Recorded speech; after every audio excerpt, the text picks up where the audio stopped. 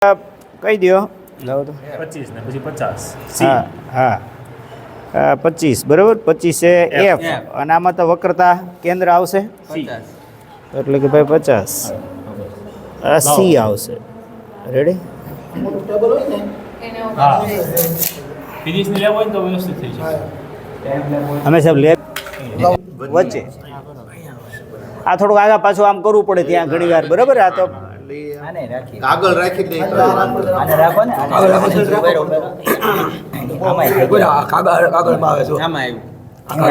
એની માટે છે ને આને સહેજ આપણે છે ને આમ ત્રાસું કરીએ ને એટલે એ બે આવી જાય સી અને એફ ની વચ્ચે હવે અહીંયા મૂકો દાખલ કે વચ્ચે હાલો, મૂકો પાછળ ધીમે ધીમે પાછું લઈ જાઓ હા મૂકી દે પહેલા જવા દીધો આપણે તો સી ઉપર તો સી આમાં એમ કરવાનું હોય સાહેબ જો આવ્યું સી ઉપર જ આવે છે એ તો સી નું છે આથી આમ અક્ષ દૂર નાખજો આમાં અહીં પાંચ કહું તો શું લાદીની વાત કરી ને સીધી ચાદર છે વસ્તુ અક્ષની ઉપર મૂકવાની એટલે પ્રતિબિંબ તમને ઓટોમેટિક અહીં મળે જ તે જો સાઈડમાં મળતું સાઈડમાં મળતું જ રહે જો આમ નામ રાખો પછી થોડું આને ફેરવો એંગલ ફેરવો એટલે અહીંયા મૂકો ને તોય મળે જો એની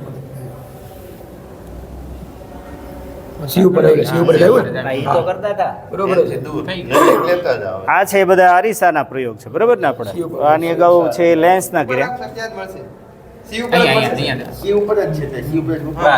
નીચે રાખો નીચે સાઈડમાં મૂકી દો ને સાહેબ તોય હાલશે લ્યો તમને હું પ્રતિબિંબ લઈ દઉં ઉપર લ્યો જો અહીં ઉપર ઉપર લ્યો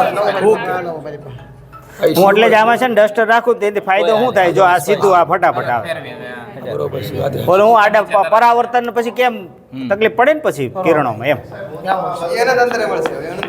હાલો આમાં કઈ પછી ઓલાવાના 1 1 કહી દો ને આ બાજુ 2 2 કહી દઈએ બરાબર ને એટલે હાલો ઓકે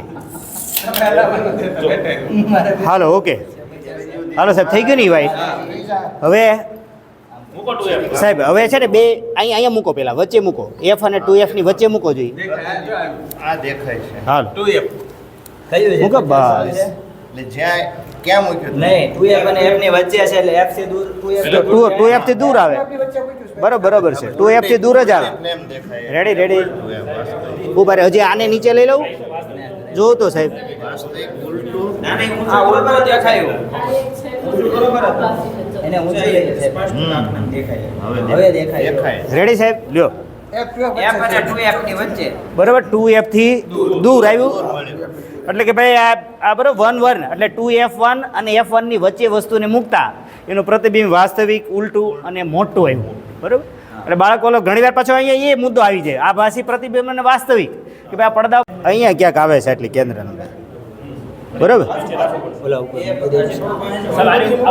બોક્સ ઉપર મૂકી દો એટલે ઊંચાઈ મળી જાય બાળકોને આપણે કેન્દ્રમાં એટલી હવે અહીંયા આમ તો સ્પષ્ટ આવે છે બરાબર એટલે થોડો શું વધઘટ હોય તો પછી હું આપણે ઓલું જે 2F ઉપર ને તમે મૂકો બરાબર તો કે ભાઈ હાલો ઓકે હવે આની કેન્દ્ર આપણે માપી લઈએ તો આ કેન્દ્રમાં વિડીયો તમે બરાબર સાહેબ જો આ કેન્દ્રમાં એટલે અહીંયા બતાવવાની બરાબર જો કે ભાઈ અહીંયા કેટલી બતાવી છે ભાઈ જે છે 48 સેન્ટીમીટર છે 48 બરાબર 50 હશે આમ તો બરાબર 50 સેન્ટીમીટરની કેન્દ્ર લંબાઈ છે એટલે બાળક સીધું આમ મુખ્ય કેન્દ્ર કેપિટલ એફ કહીએ તો એ બિચારો નહીં સમજે તો કે ભાઈ હવે આની વચ્ચે છે એ ધ્રુવ છે બરાબર પરાવર્તક સપાટીનું કેન્દ્ર એટલે કે ધ્રુવ છે અને ભાઈ આ પ્રતિબિંબ ક્યાં સ્પષ્ટ મળ્યું તો કે ભાઈ એ મુખ્ય કેન્દ્ર છે અને આપણે ઘણીવાર એમ કે વક્રીભવન અરે ભાઈ આ વક્રીભવન જો હવે બાળકને કે ભાઈ જો આ વક્રીભવન કિરણો જે છે એ અહીંયા વક્રીભવન થઈ અહીંયા કેન્દ્રિત થયા એટલે અભિસારી છે પાછું એ કહી શકાય આ હું અભિસારી છે એ વાતે થઈ જશે અને વત્તા મુખ્ય કેન્દ્ર કેપિટલ એફ અને આ બે વચ્ચેનું અંતર એટલે સ્મોલ એફ એટલે કેન્દ્ર લંબાઈ મળી ગઈ હાલો કેટલા 50 સેન્ટીમીટર થઈ ગઈ હાલો ઓકે કેન્દ્ર લંબાઈ થઈ ગયા પછી હા ના હવે બોલી રહ્યા તો ઓકે પછી એવું લાગે બદલી નાખશું હમણાં હાલો એટલે મન હવે ના એ થઈ જશે હમણાં થઈ જશે હવે આપણે છે ને હા લાવો હા એ ભલે એ કાંઈ સ્થિર નહીં રાખે લાવો તો ક્યાંક માપ પડે હવે સાહેબ છે ને અનંત રાખો એટલે આગળ એટલે બિંદુ હોય મળી જાય એક હવે સાહેબ એ લઈ એ ઘડીક મૂકી દઈએ સાહેબ અહીંયા પકડી રાખજો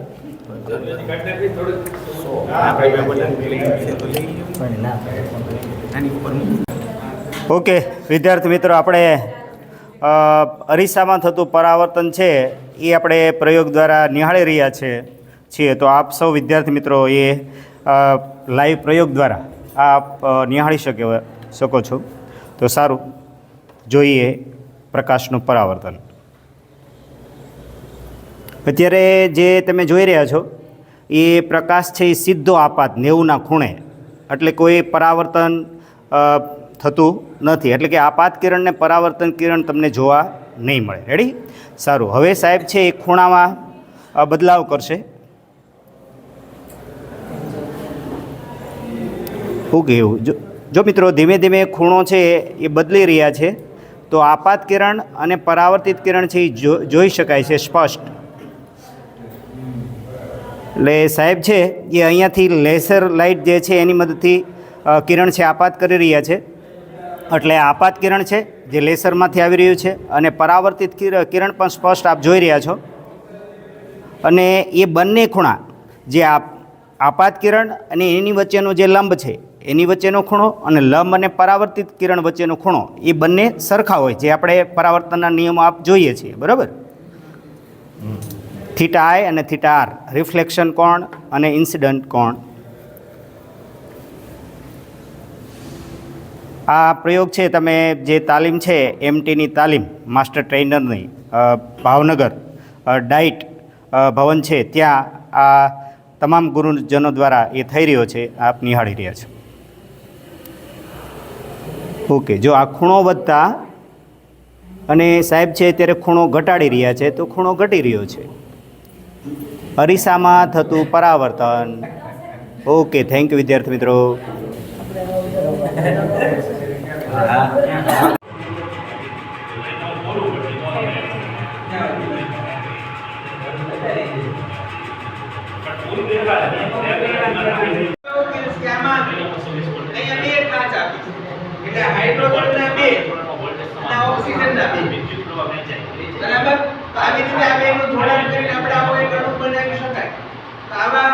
મોડેલ દ્વારા આપણે જુદા જુદા અણુ કઈ રીતે બનાવી શકાય એની માહિતી આપણે રજૂ કરી શકાય.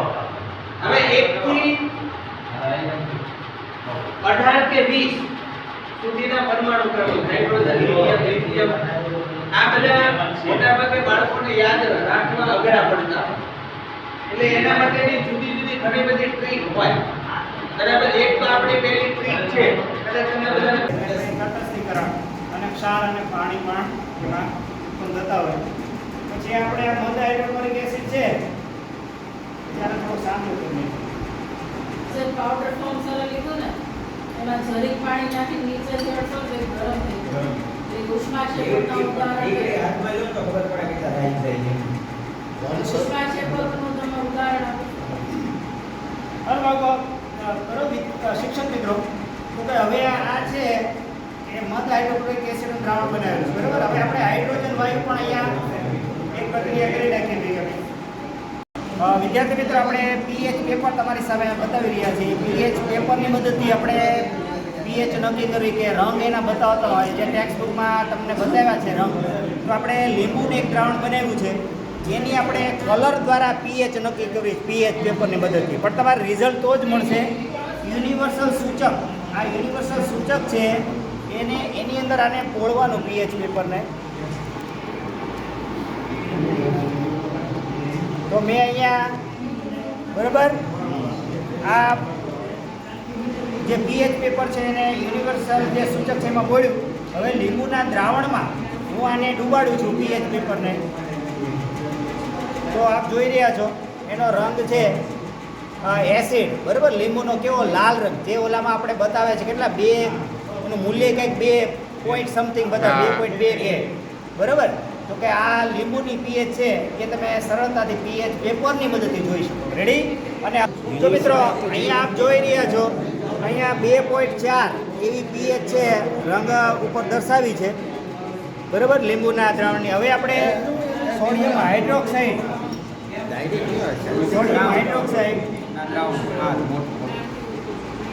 હાલો, હવે સોડિયમ હાઇડ્રોક્સાઇડમાં આપણે તો આનો અર્થ જ એવો ને આમાં ડૂબાવવું પડે આ યુનિવર્સ સૂચકમાં ડૂબાડ્યું. હવે આપણે સોડિયમ હાઇડ્રોક્સાઇડના દ્રાવણમાં તો જાંબુડિયો રંગ, બરાબર, તો આ કંઈક તકલીફ પડે બાકી ડાયરેક્ટ જ થાય જોઈએ તો કે ભાઈ જે આપણે ચાર્ટ છે તો એની સાથે પણ આને આપણે આવો રંગ બેઝમાં NaOH જોવા મળે છે. એટલે pH પેપરની મદદથી આ રંગ આવા જોવા મળે છે. અહીંયા જાંબુડિયો રંગ છે એ બેઝ NaOH નો છે એ રંગ બતાવે છે, બરાબર, 10 મૂલ્ય છે. તો આ રીતે પણ તમે pH શોધી શકો. અને અગાઉ આપણે ચોક્કસ pH મીટરની મદદથી પણ pH આપણે માટીની શોધી હતી. Thank you.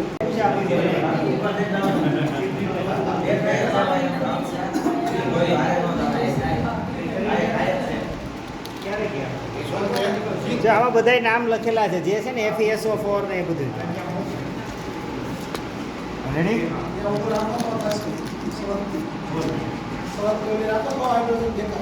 અરે ભાઈ હમણાં દેખાવા જ મળે ફટાફટ જોવું જો તો વેલ્યુ આગેથી દેખાય સાહેબ.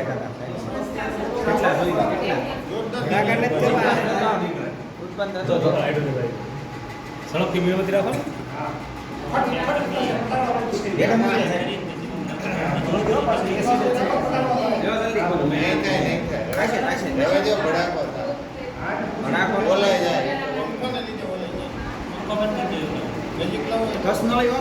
વિમોચન નળી કે એવું રાખ્યું હોય ને તો સીધો વાયવામાં આવે તો વધારે અસર.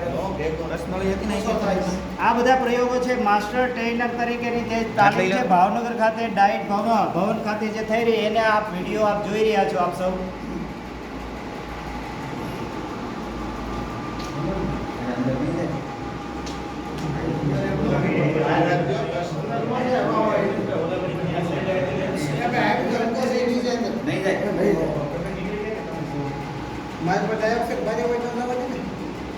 ટ્રાય તો કરવા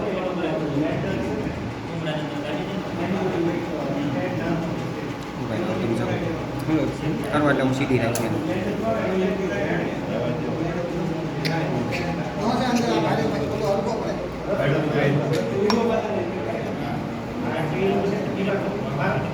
ઝીંક નથી આ પછી કોપર સલ્ફેટ છે કોપર થાય છે. એસિડ અને ધાતુ સાથેની પ્રક્રિયાથી હાઇડ્રોજન વાયુ ઉત્પન્ન થાય. માટી છે હમણાં લઈ આવ્યા એટલે આપણે આની અંદર માટી નાખી છે અને પાણી અને માટીનું મિશ્રણમાં હવે આપણે ચોક્કસ pH તમારે માપવી હોય તો આ pH મીટર તમારે ખૂબ ઉપયોગી થઈ શકે. તો આપણે pH મીટર છે એ અંદર મૂકતા એના ઉપરનું રીડિંગ છે અત્યારે છે 8.40 બતાવે, બરાબર, 8.40. એટલે કે ભાઈ જમીન છે એ બેઝિક છે એટલે કોઈ આપણે ઉમેરવાની જરૂર રહેશે નહીં. એટલે છોડનો વિકાસ, બરાબર, થોડુંક તમે જીપ્સમ નાખો તો સારું. 7.3 સુધી તો આપણે જવું પડશે કે નહીં, કારણ કે 5.3 થી 6.3 સુધી તો એ છોડનો વિકાસ સારો થાય એવું મૂલ્ય ઓલામાં બતાવ્યું, બરાબર. અને આ મૂલ્ય પણ આ સાહેબ આમાં બતાવશો, બરાબર, 8.40. તો આ ચોક્કસ pH મીટર, બરાબર. આમ pH પેપર નહીં આવે છે જેમાં તમે રંગના આધારે નક્કી કરી શકો કે ભાઈ આની pH આટલી છે, બરાબર, આ રંગ હોય તો આ pH છે. પણ આ ચોક્કસ pH માપવા માટેનું બહુ સરસ મજાનું સાધન જે બાળકોને માત્ર ટેક્સ્ટ બુકમાં જે શબ્દ જોવા મળતો હોય તો એને અમે કે ભાઈ આ ચોક્કસ pH માપવા માટેનું આ સાધન છે એ કહી શકીએ. રેડી?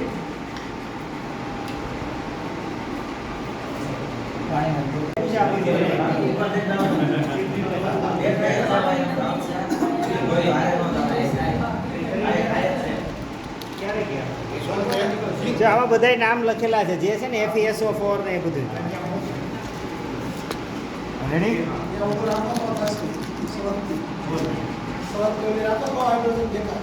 અરે ભાઈ હમણાં દેખાવા જ મળે ફટાફટ જોવું જો તો વેલ્યુ આગેથી દેખાય સાહેબ.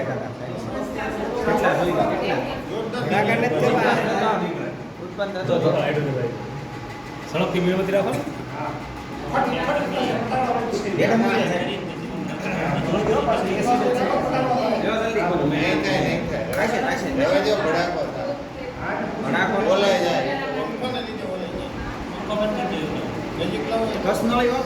વિમોચન નળી કે એવું રાખ્યું હોય ને તો સીધો વાયવામાં આવે તો વધારે અસર. આ બધા પ્રયોગો છે માસ્ટર ટ્રેનર તરીકેની જે તાલીમ છે ભાવનગર ખાતે ડાયટ ભવન ખાતે જે થઈ રહી એને આપ વિડીયો આપ જોઈ રહ્યા છો આપ સૌ.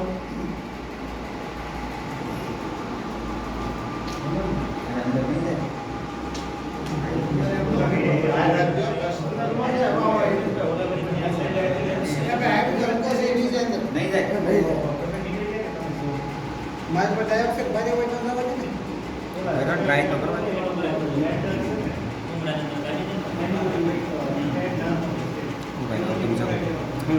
કરવા એટલે હું સીધી રાખી ભારે હોય તો હલકો પડે.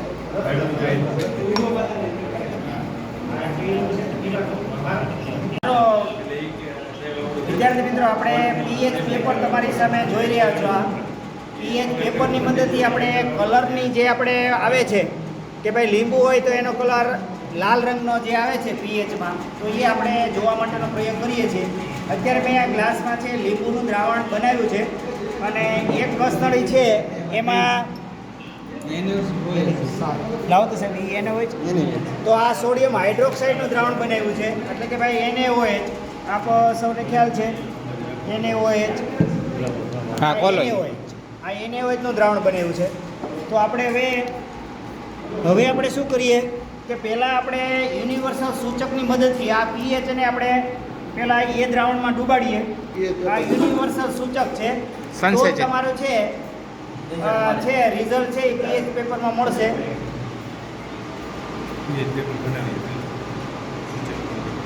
એટલે પીએચ પેપર આવા રંગનું થયું છે અત્યારે.